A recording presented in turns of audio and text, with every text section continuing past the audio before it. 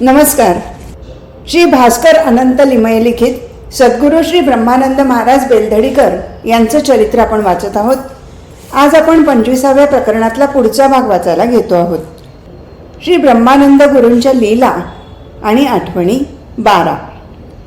बेलधडी येथे प्रतिवर्षी होणाऱ्या श्री रामनवमीच्या उत्सवात कीर्तन करण्यासाठी रामदुर्गाचे प्रसिद्ध कीर्तनकार बाबा दीक्षित दरवर्षी येत असत. एका वर्षी त्यांना थंडी ताप येत होता. तरी देखील उत्सवाला आलंच पाहिजे असं श्री गुरूंनी त्यांना लिहिलं होतं. दररोज थंडी ताप येत असल्यामुळे ते अशक्त झाले होते.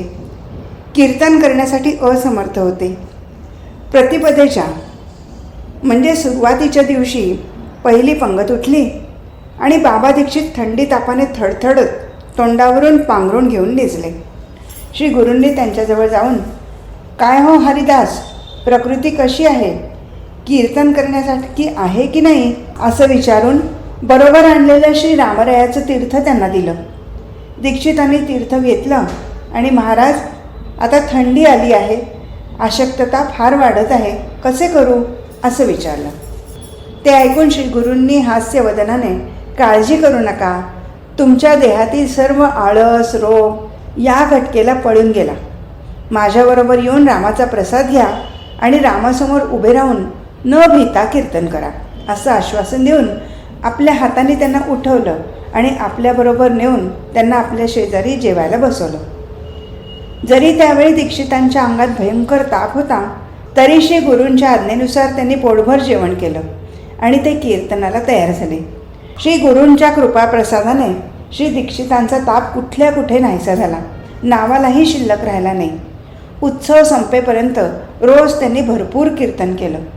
व्याधीवर देखील श्री गुरूंची हुकमत चालते हे पाहून जमलेल्या लोकांना श्री गुरूंचं कौतुक वाटलं. 13. होंबळ इथल्या शंकरव्या नावाच्या बाईला भूतबाधा झाली होती. ती अतिशय दुःखी कष्टी होती. भूतबाधेचं निवारण कसं करावं या विचाराने घरची मंडळी चिंताक्रांत झाली होती. हर तऱ्हेचे उपाय करून सर्व थकले होते. एकदा श्री गुरु होंबळला गेल्यावेळी गुम गोवित पन्नवर कुलकर्णी हे गुरूंकडे गेले आणि त्यांनी नम्रपणे शंकरव्वाला भूत लागले असून ते तिला अतिशय छळत आहे, त्याचं निवारण करण्याची कृपा करावी अशी श्री गुरूंना प्रार्थना केली. ते ऐकून श्री गुरु, चिंता करू नका, ते आपोआप जाईल असं म्हणाले आणि लागलीच त्याच्याबरोबर त्या घरी गेले आणि त्यांनी खोलीत बैठक घालायला सांगितली. त्याप्रमाणे बैठक घातली गेल्यावर श्री गुरु त्यावर कांबळे पांघरून डोक्यावर घुंगट घेऊन स्वस्थ निजून राहिले. इकडे शंकरव्याच्या अंगातील भूत मोठमोठ्याने किंचाळ्या मारीत, गुरु महाराजांना मुस्कट काढायला लावा, मी जाते, आता पुन्हा कधी येणार नाही असे ओरडत हातपाय झाडीत झाड मोकळं सोडून पळून गेलं. अशा तऱ्हेने काहीही न करता केवळ श्री गुरु महाराजांच्या भीतीमुळे ते भूत आपोआप झाड सोडून गेलेलं पाहून तिथले सर्व लोक श्री गुरु सामान्य मनुष्य नाहीत, भगवत स्वरूपच आहेत असं मानू लागले आणि त्यांच्या ठायी त्यांच्यात विशेष भक्तिभाव निर्माण झाला. भूतयोनीवर देखील श्री गुरूंची सत्ता चालत होती हे या उदाहरणावरून उघड होत नाही का? 14. दुसऱ्या एका खेपेला चिरपरिचित असलेल्या एका भक्ताच्या मुलीला भूतबाधा होऊन तिला अत्यंत त्रास होत होता. एकदा त्या मुलीने आपणहून श्री गुरूंच्या पायावर लोळण घेतली आणि या भूतबाधेच्या त्रासातून मला मुक्त करा अशी प्रार्थना केली. श्री गुरूंनी त्या मुलीला एक चिठ्ठी लिहून दिली आणि ही तू आपल्या डाव्या दंडात बांध, होईल तेवढा जप कर, आता यापुढे दुसरा कोणताही उपाय करू नको असं सांगितलं. त्या दिवसापासून त्या मुलीची बाधा हळूहळू कमी होऊ लागली. पण पुढे काही दिवस गेल्यानंतर एक मांत्रिक आला असता ती मुलगी त्याच्याकडे गेली आणि आपल्या मनाच्या समाधानासाठी तिने त्याच्याकडून एक यंत्र करून घेऊन ते बांधलं. पुढे थोड्याच दिवसात कमी झालेली बाधा पहिल्यापेक्षा जास्त होऊ लागली. तेव्हा पुन्हा एकदा त्या मुलीने श्री गुरूंना त्यासंबंधी विचारले असता त्यांनी हा प्रारब्ध भोग, हा भोगलाच पाहिजे, या बाबतीत कोणताही उपाय चालणार नाही असं सांगून तिचं समाधान करून पाठवलं. बाधा कमी झाली असता दुसरा कोणताही उपाय करू नको असं श्री गुरूंनी बजावलं असताना तिला मांत्रिकाकडे जाऊन उपाय करून पाहण्याची दुर्बुद्धी झाली. तो उपाय शेवटी अपाय ठरला. श्री गुरूंविषयी त्या मुलीने कृतीने गैरविश्वास दाखवला. हाच तिचा प्रारब्ध भोग असं म्हणावंसं वाटतं. तेरदाळ गावी शंकर गणेश फडणीस या नावाचे एक सुखवस्तू पण करारी सद्गृहस्थ राहत होते. त्यांचे रामभाऊ नावाचे चिरंजीव BA LLB होते. सांगली संस्थानामध्ये त्यांची मालमत्ता होती आणि त्यांनी प्रांताधिकाऱ्याचं पद भूषवलं होतं. ते एकदा तेरदाळ गावी टायफॉईडने म्हणजे विषमज्वराने आजारी पडले. त्यावेळी हल्लीप्रमाणे त्या रोगावर अचूक गुणकारी औषधं निघाली नव्हती. एकंदरीने त्यांची जगण्याची आशा दिसत नव्हती. शंकर गणेश, ज्यांना सर्व गाव मामा या नावाने संबोधित असत, ते एक दिवस संध्याकाळी घरातून बाहेर पडले. ते श्री गुरूंचा मुक्काम तेव्हा तरदाळ येथे असल्यामुळे त्यांच्याकडे गेले. श्री गुरूंच्या चरणावर मस्तक ठेवून मामांनी त्यांना आपली व्यथा निवेदन केली. श्री गुरु तात्काळ चला पाहूया असं म्हणून उठले. ते मामांच्या बरोबर त्यांच्या घरी गेले. रामभाऊंजवळ बसून श्री गुरूंनी आपला अमृतहस्त त्यांच्या अंगावरून फिरवला. रामभाऊंना श्री रामरायाचा अंगारा लावला आणि काही काळजी करू नका, 2 दिवसाने बरं वाटू लागेल असं सांगून निघून परत आपल्या बिराडी गेले. आश्चर्याची गोष्ट अशी की खरोखर 2 दिवसानंतर उतार पडून रामभाऊ लवकरच खडखडीत बरे झाले. याचा परिणाम असा झाला की ते रामभाऊ श्री गुरूंचे निस्सीम भक्त बनले. इतके की श्री गुरूंच्या समाधीनंतर आपल्या हयातीपर्यंत ते श्री गुरूंच्या आराधनेला कोठेही असले तरी बिनचूक हजर राहू लागले. 16 श्रीमन महाराज शके 1831 साली बरोबर 200 लोक घेऊन काशी यात्रेला गेले होते. श्री गुरूंनाही आज्ञा केल्याप्रमाणे तेही कर्नाटक भागातील बऱ्याच भक्तांना बरोबर घेऊन त्यात सामील झाले होते. या खेपेला श्रीमन महाराजांचा काशीत 1.5 महिना मुक्काम होता. त्या सुमाराला श्री गुरूंबरोबर गेलेल्या कनकराव अण्णेगिरी नावाच्या इसमाला विषमज्वर झाल्यामुळे तो अतिशय त्रासला होता. खरोखर पाहता त्याची प्राणांतिक अवस्था झाली होती. तो जगेल अशी यत्किंचितही आशा नव्हती. सर्व लोकही आता हा जगत नाही असं उघड प्रतिपादू लागले होते. अशा स्थितीत बरोबरच्या कितीतरी लोकांना श्रीमन महाराजांनी परवानगी देऊन पाठवून दिलं होतं. कनकरावाला तसंच श्री गुरूंना त्यांनी जाऊ नका असं सांगून ठेवलं होतं. दररोज कनकरावाचा आजार वाढतच राहिला. अशा स्थितीत तापाच्या फणकाऱ्याने कनकराव रात्री विवळत पडला असताना एके दिवशी त्याला थोडी झोप लागली. झोप कसली ती ग्लानीच होती. तशात त्याला स्वप्न पडलं. स्वप्नात एक भयंकर अकराळ विक्राळ पुरुष त्याच्याजवळ आला आणि त्याच्या मानेला फास लावून त्याला ओढू लागल्याचं दृश्य त्याला दिसल्याचा भास झाला. ते पाहून तो भयाने काकू लागला आणि त्याने श्री गुरूंना हाक मारली. इतक्यात श्री गुरु जवळ आल्याचं भासून, का घाबरतोस, महाराज येत आहेत, पाहिलं नाही का, असे शब्द त्याच्या कानावर पडले न पडले तो श्रीमंत महाराजांनी येऊन त्या अकराळ विक्राळ पुरुषाला परत पाठवल्यासारखं त्याला भासलं. पुढे त्याला जाग येणार इतक्यात उजाडलं. त्यावेळी श्री गुरु खतखत हसत समोर उभे होते. जागा झालेल्या त्याला श्री गुरु, का रे कनका, चिठ्ठी परत गेल्यासारखी दिसते असं म्हणत त्याच्या अंगावर हात फिरून निघून गेले. श्री गुरूंचे उद्गार ऐकून त्याने स्वतः स्वप्नात पाहिलेलं आणि श्री गुरु प्रत्यक्ष बोललेलं तंतोतंत जुळलेलं पाहून तो आनंद पुलकित झाला आणि त्याने श्री गुरूंना मनात पण मनापासून शतशः वंदन केलं. त्या दिवसापासून त्याला पुढे क्रमाक्रमानं बरं वाटू लागलं आणि तो श्रीमंत महाराजांची अनुज्ञा मिळून काही दिवसांनी सुखरूपपणे आपल्या गावी गेला. आपल्यावर भक्तिविश्वास बाळगणाऱ्यांना अनेक दुर्धर प्रसंगातून मुक्त करून, प्रत्यक्ष वेळप्रसंगी मृत्यूच्या दाढेतून सोडवून, अनेक तऱ्हेने त्याची खात्री करून त्याचं मन श्री गुरु श्री रामनामात गुंतवून त्याला सन्मार्गाला लावत असत. 17 एकदा श्री गुरु आपला शिष्य श्रीपाद भट्ट गुडगेरी याला बरोबर घेऊन नेहमीच्या परिपाठाप्रमाणे नवरात्राच्या उत्सवाची वर्गणी जमवण्याकरता निघाले होते. 8-10 गावात संचार करून ठिकठिकाणच्या भाविक भक्तांकडून जमलेले देणगी धन घेऊन सूर्यास्ताच्या वेळी ते बेलदडीला आले. तिथे श्री रामाचं दर्शन घेऊन अंधार पडत चालला होता तरी बेलदडीला न थांबता डोंगरावरील पायवाटेने ते व्यंकटपुराला जायला निघाले. थोड्याच वेळात अमावस्या जवळ आली असल्यामुळे चोहोकडे काळा कभिन्न अंधार पसरला. नीट वाट देखील दिसेना अशी अवस्था झाली. त्यावेळी त्यांच्याबरोबर असलेले श्रीपाद भट्ट जवळ वर्गणीचे 400-500 रुपये असल्यामुळे मनात भिवू लागले आणि श्री गुरूंना उद्देशून, अंधार फार पडला काय की मला भीती वाटू लागली असं म्हणाले. श्री गुरु त्यांना, का भीतोस, भिवू नकोस, रामराम म्हणत चल असं म्हणून पुढे चालले.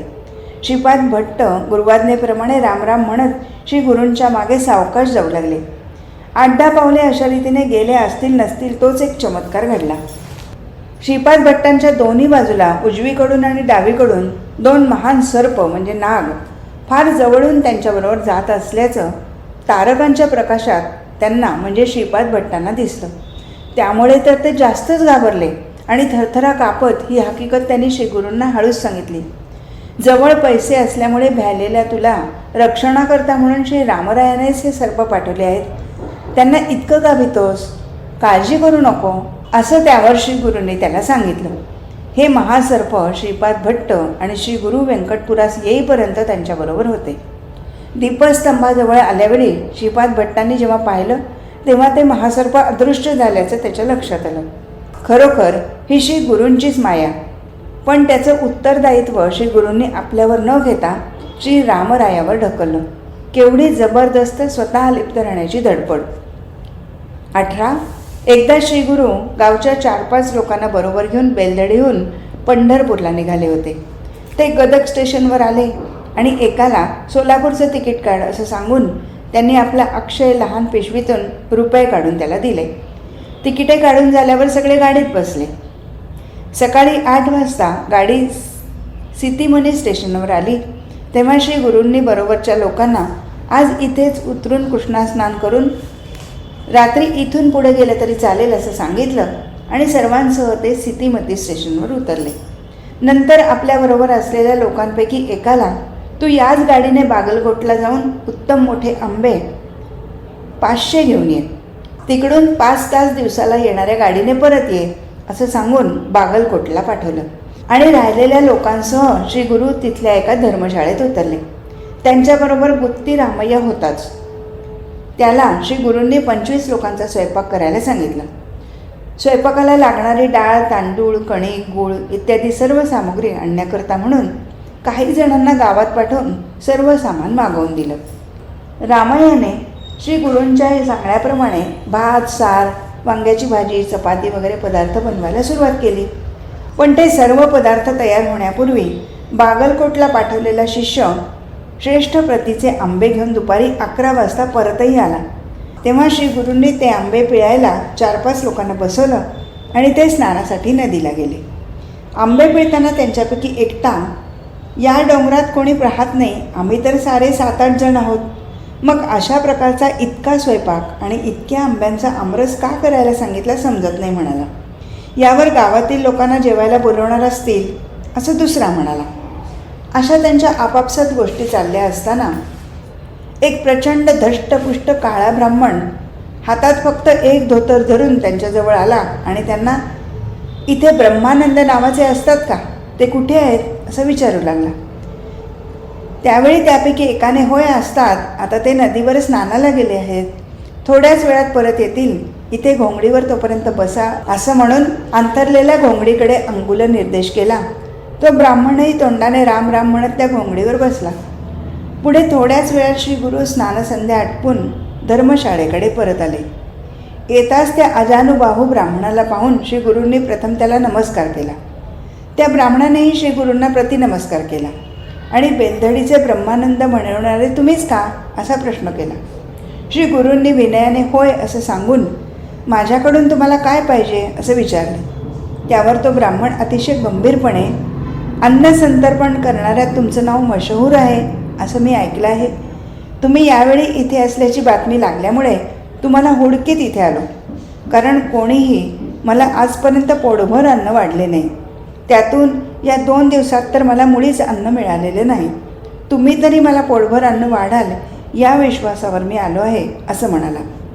त्याचं बोलणं ऐकून श्री गुरूंना परम खेद झाला आणि छे तर मग तुम्ही फार भुकेलेले असाल, प्रथम जेवायला बसा असं म्हणाले. लगेच आपल्या परिवारातील लोकांना उद्देशून आंबे पिळून झाले की नाही, लवकर संपवा, श्रीरामाला नैवेद्य समर्पण करून प्रथम भुकेलेल्या त्याचं जेवण उरकून घेऊया असं म्हणत गडबड करून त्यांनी नैवेद्य दाखवला आणि आपण स्वतः त्या ब्राह्मणाला बसायला पाट आणला. मोठमोठी 4 पानं निवडून घेऊन ती जोडून मांडली आणि त्या ब्राह्मणाला त्या पाटावर येऊन बसायला सांगितलं. ब्राह्मण पाटावर बसला. श्री गुरूंनी रामय्याला वाढायला सांगितलं. आपण स्वतः त्याच्याबरोबर बसून आग्रहाने त्याला आमरस वाढत होते. तो ब्राह्मण वाढलेले सर्व अत्यंत आनंदाने भक्षण करत होता. आश्चर्याची गोष्ट म्हणजे केलेला सर्व स्वयंपाक आणि 500 आंब्याचा आमरस संपला. नावाला देखील शिल्लक राहिला नाही. ब्राह्मण तृप्त झाला आणि त्याने ढेकर दिली. श्री गुरूंच्याकडे कृतज्ञतेने पाहून, मला पोटभर जेवू घालणारे आज मी तीच तुम्ही एकटेच असं सांगून हात तोंड धुवून तिथून निघून गेला. तो पुन्हा कोणाच्याही दृष्टीला पडला नाही. आमरस खायला मिळणार या आशेवर आंबे पिळताना जरी त्या लोकांचे हात दुखू लागले होते तरी ते दुःख त्यांनी गिळलं होतं. माणसाच्या उंचीच्या कोळग्यात कोळगा भरून काढलेली आंब्याची शिकरण या माणसाने फस्त केलेली जेव्हा त्यांनी पाहिली, चव बघण्यापुरती देखील शिल्लक नसल्याचं जेव्हा त्यांच्या लक्षात आलं, तेव्हा मात्र त्यांचे कष्ट त्यांना आठवून त्यांचं दुःख दुणावलं. इकडे तो ब्राह्मण जेवण संपवून हात धुवायला उठताच इतके शिष्य बरोबर होते तरी त्यांच्यावर न सोपवता श्री गुरूंनी त्याची खरकटी पाने स्वतः काढून गुंडाळून घेतली आणि कोणालाही न समजेल अशा तऱ्हेने नदीत नेऊन सोडली. पुढे गडबडीने सार भात करून श्री गुरूंनी सर्वांसह भोजन केलं आणि त्या रात्रीच पंढरपूरला प्रयाण केलं. केवळ त्या ब्राह्मणासाठी श्री गुरु तिथे उतरले असावे असे सर्वांना वाटलं. तो केवळ ब्राह्मण नव्हता तर तो श्री मारुतराय होता अशी सर्वांची खात्री झाली. श्री गुरूंचा महिमा आगाध म्हणून त्यांना ते समजलं आणि ते वाटेत उतरले. 19 होंबळ इथल्या तिरकंपटाला पुत्रसंतती झाली नव्हती. 4-5 मुलीच फक्त होत्या. कालांतराने त्यांना एक मुलगा झाला. त्यानंतर एकदा श्री गुरु तिरकंपटाच्या घरी गेले असता त्याच्या बायकोने श्री गुरूंकडे अपूर्वाईच्या या मुलाच्या हातात 2 कडी करून घालवा म्हणून यजमानांजवळ दातांच्या कड्या केल्या, पण ते मनावरच घेत नाहीत अशी तक्रार केली. तुम्ही तरी त्यांना कडी करून मुलांच्या हातात घालायला सांगा म्हणून विनंती केली. त्या मातेचे ते बोल ऐकून श्री गुरु हसले आणि यंदा पीक चांगले आलेले नाही तरी पुढच्या पिकाच्या वेळी कडी करून घालायला सांगतो असं आश्वासन देऊन श्री गुरूंनी त्या साध्वीचं समाधान केलं. हे श्री गुरूंचं आश्वासन द्वयर्थी होतं. त्या गरीब भोळ्या साध्वीला त्याचा अर्थबोध कसा होणार? पुढे थोड्याच दिवसात तिचा तो मुलगा वारला. श्री गुरूंनी दिलेल्या उत्तराचा अर्थ या खेपेचा हा मुलगा जगणार नाही असा होता, पण त्याच उत्तरातील उत्तरार्धात पुन्हा मुलगा होणार असल्याचा भाव स्पष्टपणे वक्तवलेला होता. त्याप्रमाणे पुढे मुलगा झाला आणि त्या साध्वीचा मनोरथही पूर्ण झाला. एकूण संतांच्या बोलण्यात गूढार्थ असतो तो समजण्याची आपल्या अंगी पात्रता असायला लागते. ती पात्रता सहवासाने ईश्वर ध्यानात मग्न असणाऱ्याच्या आणि श्री गुरूंवर पूर्ण निष्ठा ठेवणाऱ्यांच्या अंगी बांधते. 20 होंबळची एक मुली हांदीगोळ येथे दिलेली होती. तिथे तिची सासू तिला फार छळत असे. एकदा श्री गुरु होंबळला आल्यावेळी ती मुलगी तिथे होती. श्री गुरूंनी त्या मुलीला योगक्षेमाची चौकशी केल्यावेळी तिच्या आईने श्री गुरूंना सर्व हकीकत कथन केली आणि महाराज, मुलीला सासूचा जाच फार आहे, पुढे कसं करावं असा प्रश्न केला. त्यावर श्री गुरूंनी याची एवढी काळजी उगीच का करता, आणखी थोड्याच दिवसात ती काशीला जाईल असं सांगितलं. खरोखरच पुढे थोड्याच दिवसात त्या मुलीची सासू मरून गेली. ती मुलगी जाचातून सुटून सुखी झाली आणि तिच्या माहेरच्या सर्व मंडळींची काळजीही दूर झाली. वाचक हो, असा असतो श्री गुरुवचनाचा सूचक अर्थ. 21 श्रीमन महाराज समाधीस्थ होण्यापूर्वी 4-6 महिने अगोदर पुण्यास गेले होते. पुण्यात त्यांचा जवळजवळ आठवडाभर मुक्काम होता तरी श्रीमन महाराजांना आपला तळमळीचा भक्त श्री गणपतराव दामले यांच्या घरी जाणं जमलं नाही. पुढे ज्यावेळी श्रीमन महाराजांनी तिथून प्रयाण केलं त्यावेळी त्यांना पोचवायला सगळी भक्त मंडळी पुणे स्टेशनवर गेली होती. त्यात गणपतराव दामलेही होते. श्रीमन महाराज हे रेल्वेच्या डब्यात खिडकीजवळ बसले होते आणि सर्व भक्तांकडे कृपापूर्ण दृष्टीने पाहत होते. श्रीमन महाराज आपल्या घरी आले नाहीत या विचाराने व्यथित झालेला गणपतराव डब्याच्या पायरीवर पण श्रीमन महाराजांच्या जवळ उभे होते. त्यावेळी श्री ब्रह्मानंद गुरु तिथे नव्हते. अशा स्थितीत गाडी निघाली तेव्हा श्रीमन महाराजांनी गणपतरावांच्या तोंडावर हात फिरवून, बाळ, मनाला वाईट वाटून घेऊ नकोस, मी पुन्हा इकडे येईन तेव्हा तुझ्या घरी येऊन चटणी भाकरी खाऊन जाईन असं सांगून त्याचं सांत्वन केलं. गणपतरावांना गैवरून आलं आणि ते डोळे पुसत पायरीवरून उतरले आणि श्रीमन महाराजांना वंदन करून घराकडे गेले. पुढे थोड्याच दिवसात श्रीमन महाराजांनी देह ठेवला. गणपतरावांना श्रीमंत महाराजांनी दिलेलं वचन अमूर्त स्वरूपातच राहिलं असं वाटलं. आश्चर्याची गोष्ट अशी की पुढे 2 वर्षानंतर ब्रह्मानंद गुरु अकस्मात एकदा पुण्याला गेले. ते थेट गणपतरावांच्याच घरी गेले आणि हसत हसत, "काय रे, तुझ्या घरची चटणी भाकरी खाण्याचं राहून गेलं आहे की?" असं म्हणाले.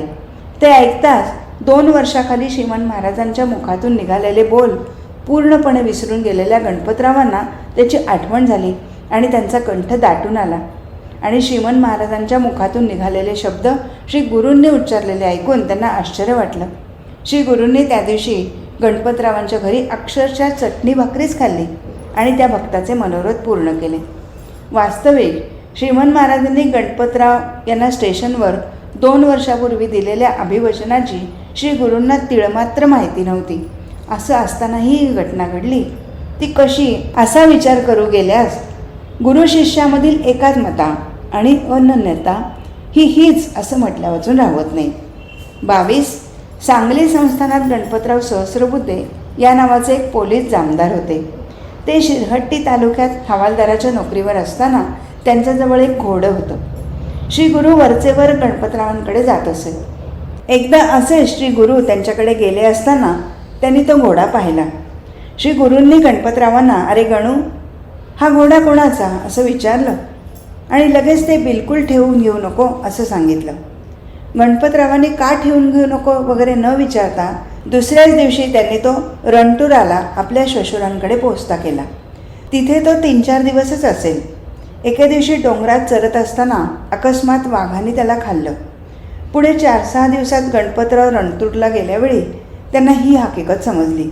रणटूरच्या त्यांच्या श्वशुराला आपल्या हातून जावयाचं घोडं जगावलं हे बरं नाही असं वाटून त्यांनी आपल्याकडे असलेल्या 2-3 घोड्यांपैकी एक घोडा जावयाला देऊन त्याची भरपाई केली. गणपतरावांना पदरचा पैसा खर्च न करता श्वशुरांपुढे तोंड न वेंगाडता घोडा मिळाला. वाचक हो, घोड्याचं मरण समीप असल्याचं जाणून गणपतरावाचं नुकसान टाळावं म्हणून श्री गुरूंनी घोडा काढून टाकण्याची गणपतरावांना आज्ञा केली. त्यांनी ती ऐकली आणि त्यांचा फायदा झाला. यावरून श्री गुरु आपल्या भक्ताच्या हिताला कसं जपत असत याचं हे स्पष्ट उदाहरण नव्हे काय. आज इथेच थांबू. हरिओम तत्सत.